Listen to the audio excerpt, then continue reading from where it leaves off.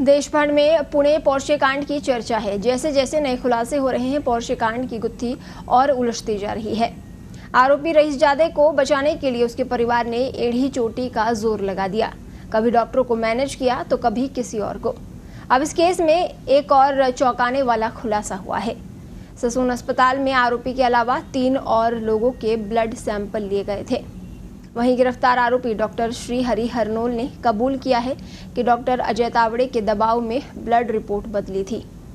सूत्रों ने बताया कि 19 मई को ससून अस्पताल में नाबालिग आरोपी समेत कुल 4 लोगों के ब्लड सैंपल लिए गए थे। इन 4 लोगों में से एक ब्लड सैंपल नाबालिग आरोपी की मां शिवानी अग्रवाल का था। आरोपी डॉक्टर श्रीहरि हरनोल ने ही इन 4 के ब्लड सैंपल लिए थे।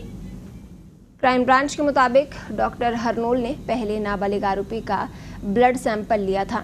उसके बाद शिवानी अग्रवाल और 2 अन्य लोगों ने उनका भी ब्लड सैंपल लेने का दबाव बनाया था।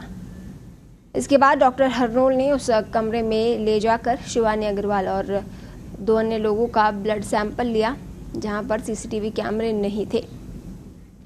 श्रीहरि हरनोल ने पुलिस की पूछताछ में कबूल किया है कि उसने डॉक्टर अजय तावड़े के दबाव में आकर आरोपी की ब्लड रिपोर्ट बदली थी।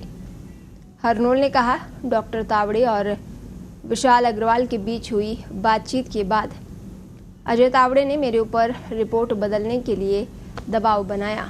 हालांकि मैं ऐसा नहीं करना चाहता था। बता दें कि पुणे पुलिस ने इस पोर्शे कांड में डॉक्टर तावड़े, श्रीहरि हरनोल और अस्पताल के एक स्टाफ को गिरफ्तार किया है। वहीं अब नाबालिग आरोपी के पिता और दादा के बाद मां पुलिस की रडार पर है। पुणे क्राइम ब्रांच नाबालिग आरोपी की मां शिवानी अग्रवाल की तलाश में जुटी हुई है। अब शिवानी अग्रवाल की भी गिरफ्तारी तय है। आपको बता दें कि 19 मई को तड़के आरोपी ने शराब के नशे में अपनी पोर्शे कार से एक मोटरसाइकिल को रौंद दिया था। उस मोटरसाइकिल पर 2 इंजीनियर सवार थे। एक्सीडेंट में दोनों की मौत हो गई थी।